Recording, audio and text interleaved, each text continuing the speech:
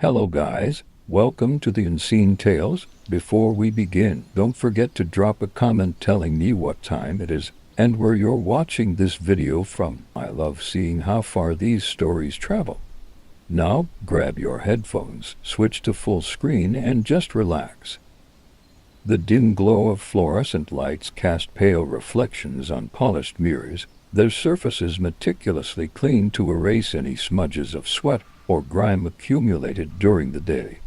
The clock on the gym wall read 10:59 p.m., a single minute before my shift officially began. Outside, darkness had already settled deep and heavy over the silent street.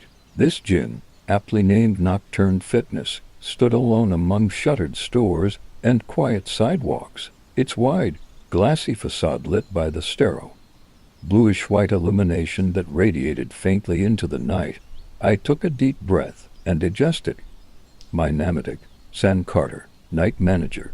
Tonight marked the end of my probationary week, and my stomach knotted nervously. When I first took the job, the shift had seemed straightforward, quiet, isolated, simple, yet, from day one, the gym's owner, a gaunt older man named Arthur Reed, had impressed upon me a series of very particular rules.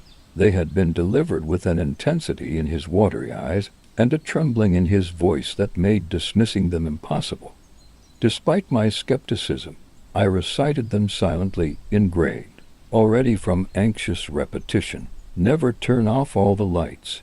At least one must remain illuminated always.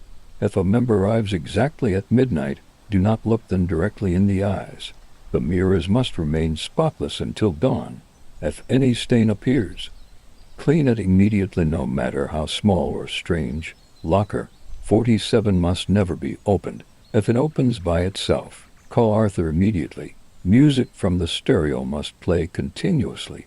If the music stops suddenly, hide in the manager's office until it returns. Ignore any knocking on the front door between 3 o'clock a.m. and 4 o'clock a.m. Never acknowledge the presence outside. Under no circumstances should any member be allowed inside the gym between 4:44 a.m. and 4:55 a.m. Not initially. These instructions seemed like odd superstitions, perhaps an eccentricity of a boss long past retirement age. Still, Arthur's frightened, earnest expression had disturbed me enough to internalize them. At worst, I reasoned, they were harmless quirks. It was now precisely 11 p.m. The sharp beep of my digital watch broke the silence, echoing faintly off mirrored walls. Night shift had officially begun. As I moved slowly through the gym, checking equipment and scanning mirrors for cleanliness, I felt an eerie sensation creep over my skin. This was my first night alone. The daytime staff had departed precisely at 10, hurrying away as though fleeing something they refused to acknowledge. Even Alex, a muscular trainer with a confident swagger, had looked pale when I waved goodbye, offering a tight, unnatural smile as he slipped out into the night. I brushed these thoughts aside, turning instead to practical tasks. I adjusted the volume knob on the stereo slightly higher, ensuring the ambient drone of electronic beats remained steady and constant. The music was intentionally monotonous, a repetitive background track composed specifically for overnight operations, its continuous rhythm a strange, comforting companion.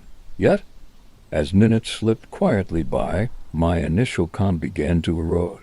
Subtle noises of an empty gym, the faint hum of treadmills on standby, the gentle sigh of air conditioning vents, the occasional metallic groan of settling weight machines began to twist my perception.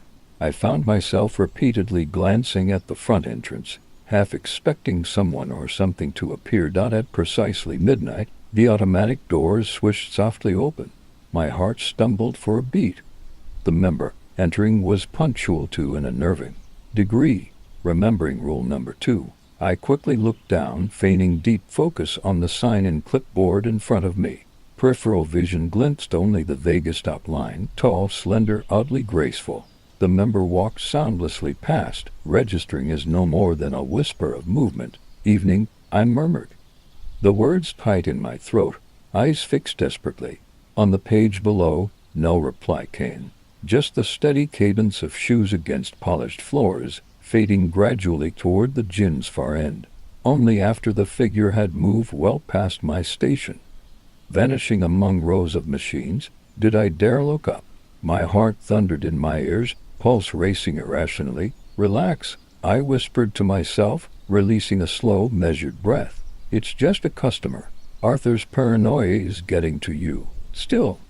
I couldn't quite shake the sense of unease that now threaded its way into my mind. Silence had grown heavier, broken only by the steady hum of music.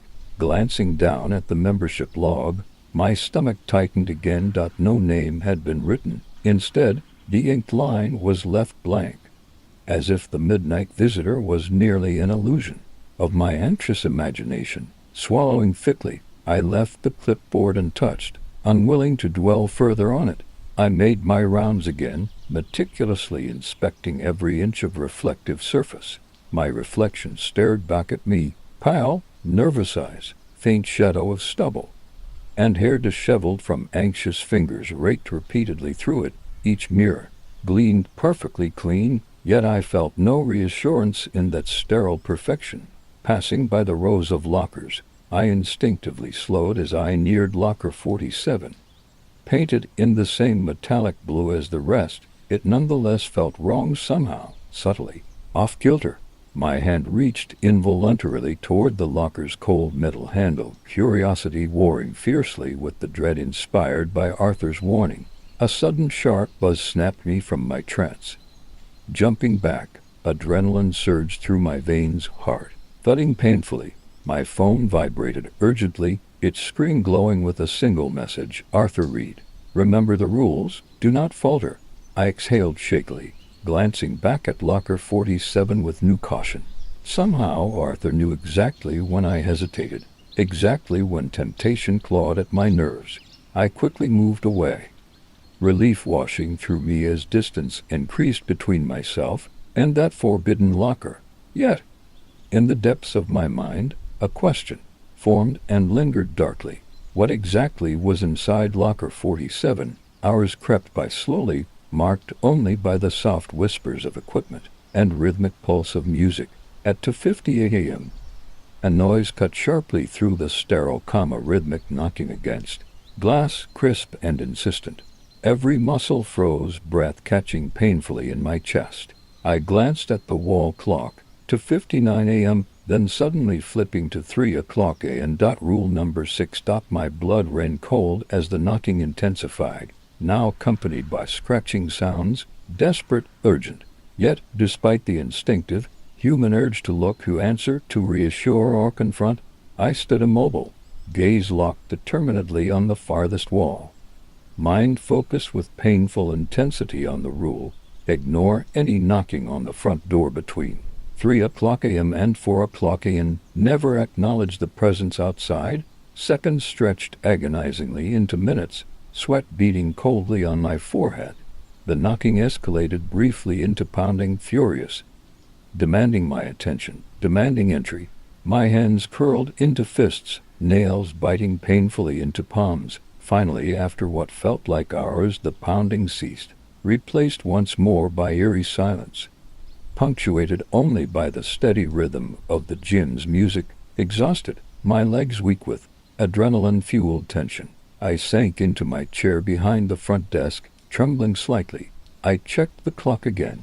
3:05 a.m., still nearly 4 hours until dawn. And this was only my first night. The clock dragged slowly forward, each minute stretched unbearably thin. After the chaos of the knocking, silence filled the gin, thick as syrup, smothering every sound except the distant hum of equipment and the ever-present music from the stereo. That monotonous beat had become my lifeline, a tether to sanity in an otherwise surreal nightmare. I leaned heavily back in my chair, eyes fixed on the distant mirrors lining the wall opposite the desk. They were flawless, polished so meticulously they appeared to glow faintly in the dim fluorescent lighting. But beneath their pristine sheen lurked a vague dread. I felt as if they watched me back, their silvery surfaces filled with hidden eyes, quietly mocking my fragile nerves. At exactly 3:15 a.m., the electronic beats wavered slightly, faltering for a single, terrifying heartbeat. My chest tightened violently as the sound distorted, twisted briefly into a warped, ominous hum, then snapped, suddenly back into normalcy. I sat upright, breathing sharply, eyes darting anxiously toward the stereo controls. The display remained normal, digital lights blinking steadily. Just a glitch, I murmured, though my voice lacked conviction. I rose from my seat and approached the stereo cautiously, heart thudding painfully in my throat. My fingers trembled slightly as I adjusted the volume dial, trying to reassure myself. The sound responded crisply, obediently, but when I turned around, I froze. There, directly in front of me, reflected vividly in the nearest mirror, was a small, dark, roughly the size of a fingerprint placed high enough to require intentional effort. My stomach lurched. I had inspected that mirror moments before. It had been perfect. I stepped closer, hesitantly, to the smudge, my breath fogging faintly against the cold glass. It wasn't merely a fingerprint. No, it was darker, deeper, almost like a clot of blood dried hard against the mirror's surface. Clean immediately, I whispered. Recalling Arthur's rule, panic rose hotly through me. What if I delayed? What if I simply ignored it? Would Arthur even know? But the memory of his eyes, sunken and terrified, quelled any rebellious thoughts. Quickly, I fetched the cleaning spray and cloth from under the front desk, spritzing the solution generously. I scrubbed vigorously at the stain, which resisted stubbornly. It seemed embedded deeply, almost defiantly so. As I wiped harder, a faint sound emerged, soft, almost imperceptible, a whispering behind me, a murmured breath just inches from my ear. Goosebumps erupted violently across my neck. I spun around, cloth still clutched tightly, chest heaving in terrified anticipation. Nothing, only empty machines, stillness, and my frightened reflection staring back at me from countless mirrors. My breathing gradually steadied, and, hesitantly, I turned back toward the mirror. The stain was gone, replaced once again by unblemished perfection. Relief washed over me, powerful yet fleeting. The whisper had shaken me deeply. It wasn't imagination, something was genuinely wrong here. I moved back toward the front desk, determined to remain vigilant. At 3:45 a.m., I thought I heard soft laughter echoing faintly from the locker room.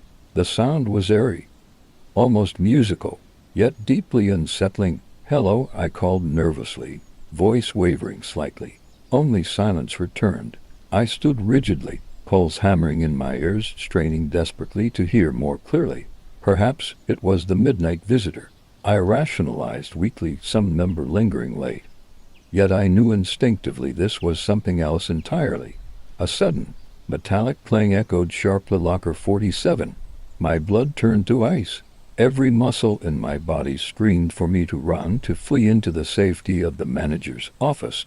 But another noise, this one sharp and persistent, demanded attention. A ringtone, harsh and shrill, cutting through the oppressive silence.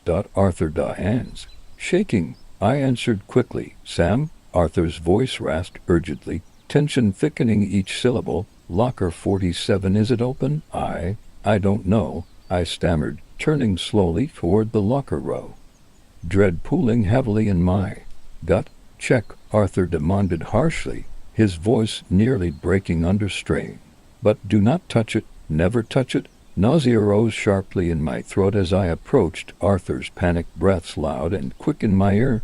I reached the row slowly, eyes tracing numbers anxiously. 45, 46, 47. My heart stumbled painfully. It stood slightly ajar, a thin crack revealing nothing but inky blackness inside. Cold air emanated softly, carrying an odor, sour, metallic, deeply repulsive, a stench of decay and rust that coiled sharply through my lungs. "It's open," I whispered weakly. "Get back to your office now," Arthur shouted, frantic urgency bleeding heavily through every word. "Lock yourself in, do not leave, until I say," without hesitation. I ran, nearly tripping over my own feet, bolting for the office. The door slammed shut behind me, lock clicking decisively into place. Heart thundering violently, breath ragged and shallow, I slumped into the chair, gripping my phone as if it were a lifeline. "What's happening?" I demanded shakily, panic saturating my voice. Arthur's ragged breathing filled the silence. Before he answered, voice softer, deeply regretful. "It's testing you, Sam. It wants to see if you'll break. You must stay strong. You must trust the rules." What exactly is it?" My voice trembled with dread. A long pause stretched uncomfortably before Arthur responded, barely audible. "An old mistake, a debt unpaid, something that feeds on disobedience." Before I could question further, he abruptly hung up. Alone now, the silence felt crushing, oppressive. I remained locked inside, watching minutes trickle agonizingly by. On the small office clock, 4:40 a.m. arrived in suffocating stillness. Despite the terror, fatigue tugged at my consciousness. Yet, at 4:43 a.m., the gym's automatic doors swished softly open again. I bolted upright, heart freezing. The final, most urgent rule echoed violently in my head. No member allowed inside. Between 4:44 and 4:55 a.m., I darted to the door, peering nervously through the small window. A silhouette stood quietly just inside the entrance, motionless, head tilted oddly downward. Despite the limited visibility, my stomach twisted sharply at the unnatural posture. Limbs bent strangely, the entire figure seeming disturbingly malformed. The clock clicked forward mercilessly. 4:44 a.m. The figure shifted suddenly, a head snapping upward to meet my gaze directly. Even through the office's narrow glass, eyes glowed faintly, luminescent, otherworldly, predatory. My breath caught painfully, chest tight with sheer terror. A low, guttural hiss vibrated softly through the gym, rattling mirrors, machines trembling faintly. I felt it resonate deep within my bones, paralyzing, consuming every rational thought. Yet the rules rang louder, clearer, sharper. I withdrew from the door, sinking onto the floor, trembling, fingers gripping desperately into the fabric of my shirt. As I remained silent, unseen and hidden, the figure moved slowly, hauntingly through the gym, its footsteps echoing wetly, accompanied by a sickening squelch. After 11 agonizing minutes, the clock hit 4:55 a.m., and, in a blink, the oppressive presence vanished. The doors remained shut, the silence returning gently, the gym empty once more. Weakly, I climbed back into the chair, overwhelmed yet somehow relieved. The first night was nearly done. The gym's shadows softened as dawn slowly approached, my heart finally easing. Yet a dark realization settled deeply within me. This had been merely the beginning. The rules were real. Each was meant to keep something monstrous at bay. I had survived the night, but only just. I had become the guardian of these fragile rules, and failure was clearly not an option. When dawn finally seeped softly through the gym's expansive front windows, a gentle warmth replaced the icy tension of the night. Yet the comfort it brought felt hollow, fleeting, and superficial.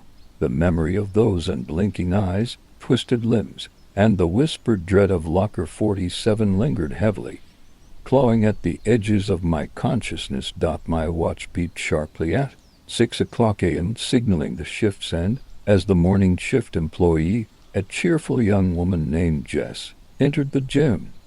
I fought hard to mask the lingering terror that undoubtedly etched deep lines into my face. "Morning, Sam," Jess greeted me, brightly, though her smile faltered slightly when she saw my expression.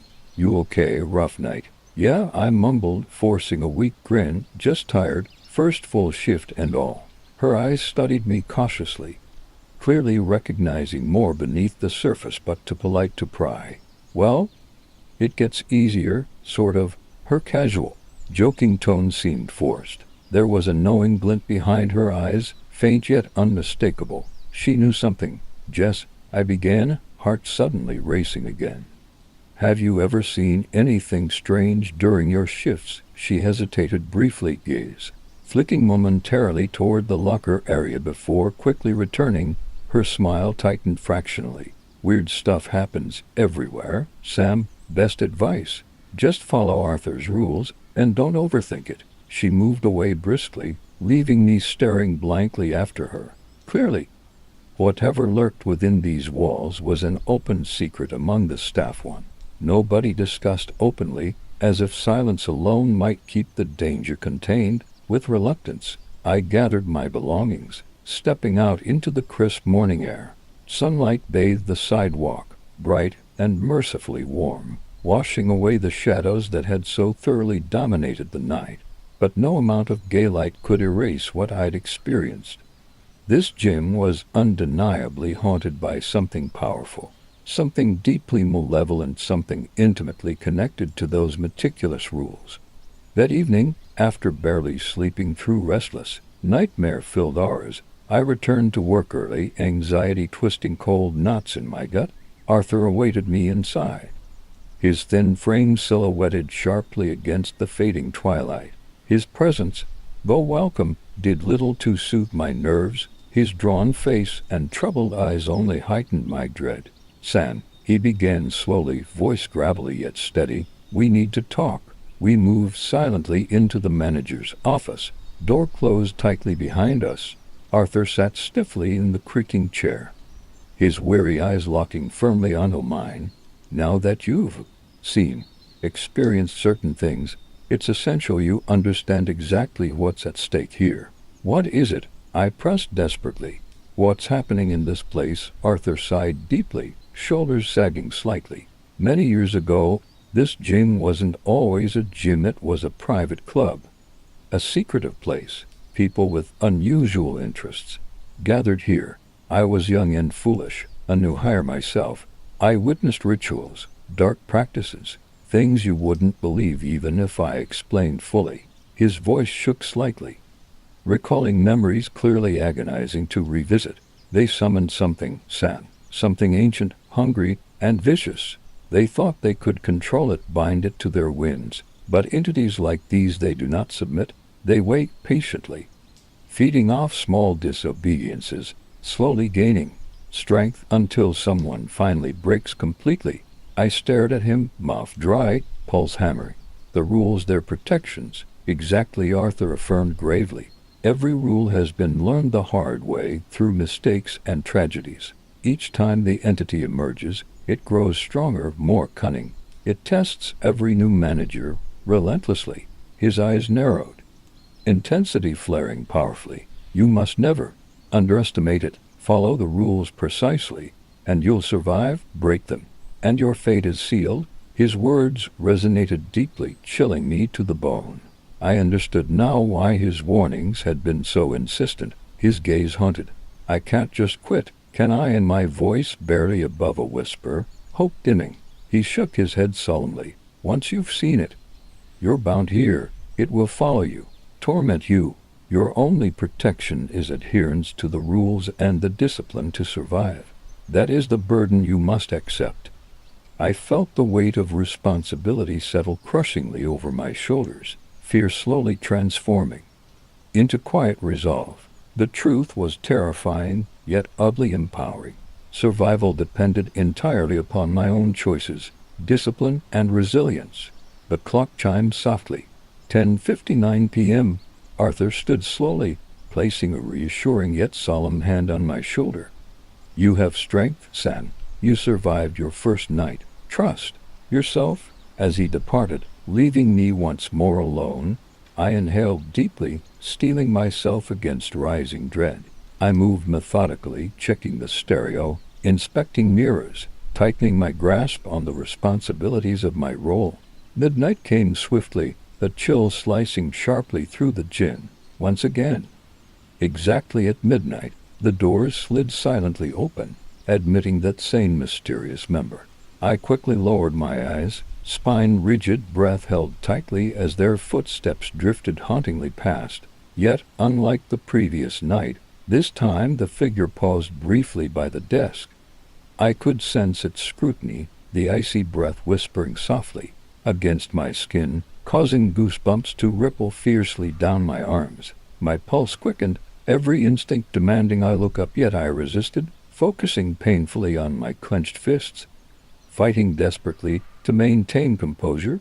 After a heavy, prolonged moment, the figure moved away, drifting silently into the darkness of the gym. My relief was nearly overwhelming, yet tempered by deep, unshakable unease. Whoever or whatever it was, it clearly knew the game. It was playing with me, testing boundaries, pushing subtly to provoke disobedience. The hours stretched slowly. Once more, anticipation tightening every muscle, straining every nerve.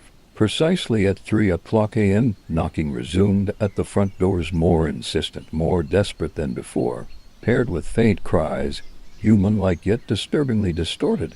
I closed my eyes tightly, fighting primal urges to answer, my resolve bending dangerously under the entity's persistent assault. "Please," a soft voice begged pitifully, heartbreakingly human. "I'm trapped out here. Please help me." My fists clenched tighter, nails drawing painful crescents into palms. I chanted silently, desperately, "Never acknowledge, never acknowledge." Finally, after tortuous minutes, the knocking ceased abruptly, leaving silence thick and suffocating. I sagged weakly, shaking with exhausted relief, mind fractured by the tension, yet held firm by sheer determination. Just when calm briefly returned, a metallic squeal echoed loudly through the gym. A locker opening again. Locker 47. My blood froze. Instinctively, I snatched my phone to dial Arthur. Yet, this time, there was no answer, only static-filled silence. Something had changed. I stared at the phone in dread, realizing with sickening clarity that the safety net had vanished. I was truly alone now. A low whisper hissed maliciously from the locker area, the darkness shifting, forming a shadowy mass that gradually solidified, slowly approaching. Panic surged violently through me, primal terror screaming for escape. But beneath the terror, deeper resilience hardened, sharpened by Arthur's warnings, and by my own desperate determination. I stood firmly, drawing shaky yet determined breaths. If I fled now, all would be lost. My survival required unwavering adherence. 2 rules: courage to face the impossible. I stepped backward toward the manager's office, eyes locked defiantly on the approaching shadow. Fingers trembling, I turned the lock, sealing myself securely inside. Yet the shadow now pressed itself against the frosted glass of the office door, form distorted, twisted grotesquely. The whispering intensified, words sharp, mocking, probing deeply into my fear. "Just a glance, Sam. Just one small look. See what's inside locker 47. I refused, blocking my ears, focusing fiercely inward, strengthening my will against intrusion. Slowly, agonizingly, the whispers faded, leaving me exhausted, drained yet profoundly stronger. Dawn approached again, casting tentative warmth upon my battle-scarred spirit. Another night survived, yet darkness was patient. It would try again tomorrow. And now, fully awakened to the rule's sacred purpose, I was prepared. The gym's guardian, that was now my duty, my curse, and ultimately, perhaps, my salvation. Days blurred into weeks, each night at the gym a relentless cycle of vigilance, dread, and quiet triumph. Gradually, I adjusted not merely to the relentless tension, but to the strange rituals that defined my nights. The gym, with its sterile lights and pristine mirrors, had become both battleground and sanctuary, a surreal blend of familiarity and otherworldly menace. Arthur checked in sporadically now, his calls brief and strained, burdened by guilt or grief. But I no longer depended heavily on his reassurance. Resilience had begun to root deeply within me, nurtured by each night's test, sharpened by each near-breaking moment. Yet, beneath that growing resilience, a haunting question lingered relentlessly. What was truly hidden within locker 47? The curiosity burned stronger nightly, a temptation bordering obsession, one deliberately stoked by the whispers and shadows. One night, nearly 2 months into my tenure, a new complication arose. At precisely midnight, instead of the usual silent figure, a woman stepped hesitantly into the gym. Unlike the entity, Her steps sounded distinctly human, sneakers squeaking faintly on polished tiles. I glanced briefly downward to avoid eye contact, but this time the visitor spoke first, gentle yet uncertain. "Excuse me, is it okay to sign in?" Her voice was nervous, tentative, completely normal. My heart skipped anxiously.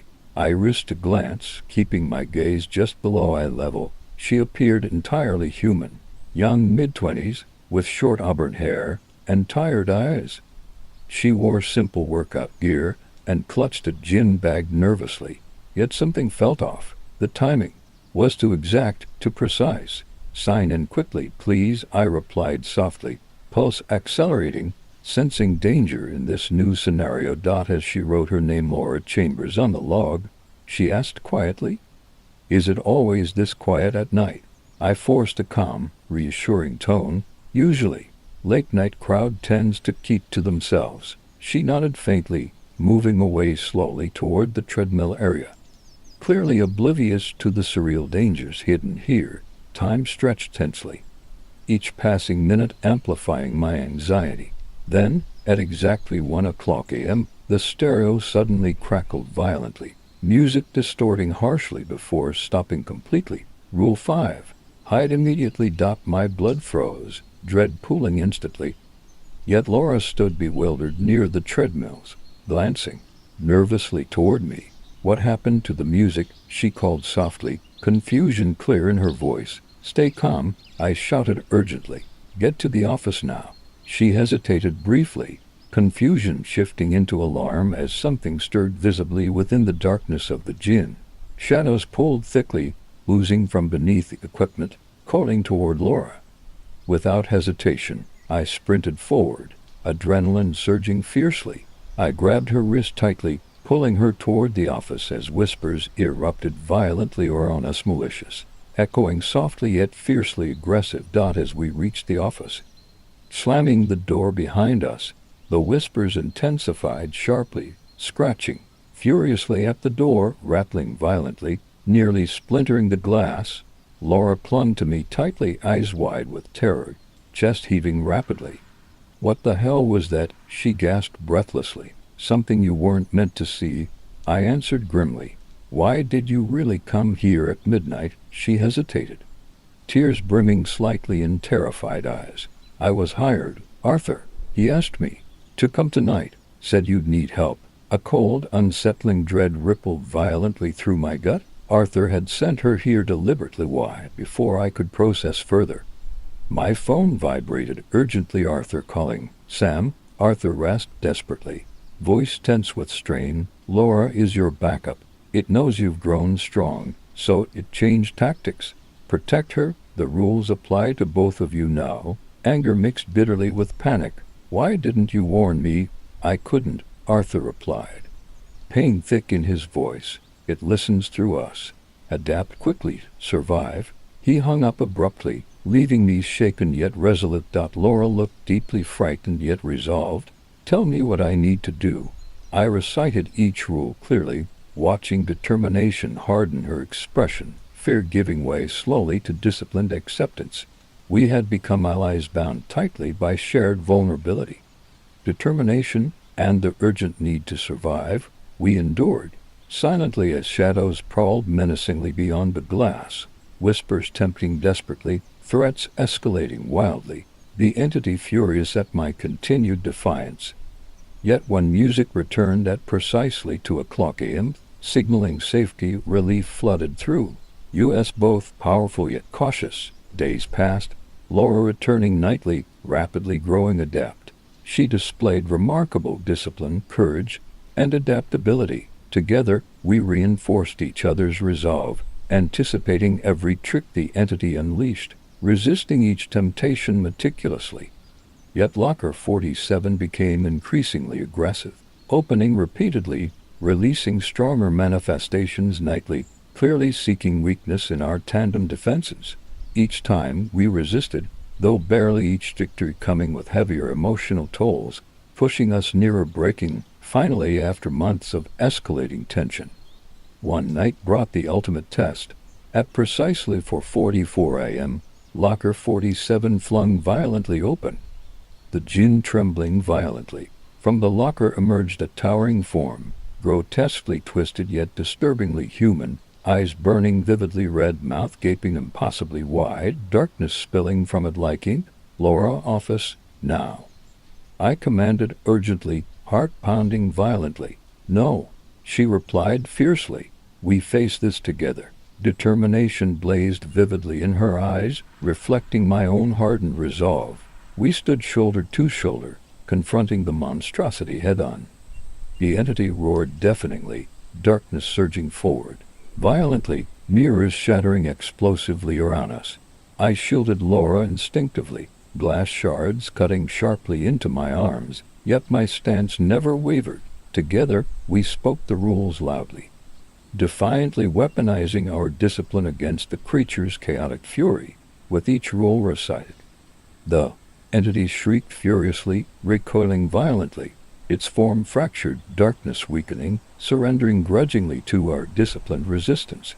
In a final, desperate attack, it lunged viciously, but we stood firm, shouting the final rule in unison: "No entry between 444 and 455. The words resonated powerfully, physically repelling the creature, which shrieked piercingly, collapsing violently inward, drawn back forcefully into locker 47. The locker slammed closed decisively, silence instantly restored, profound and heavy. We stood breathlessly, trembling, exhausted yet undeniably triumphant.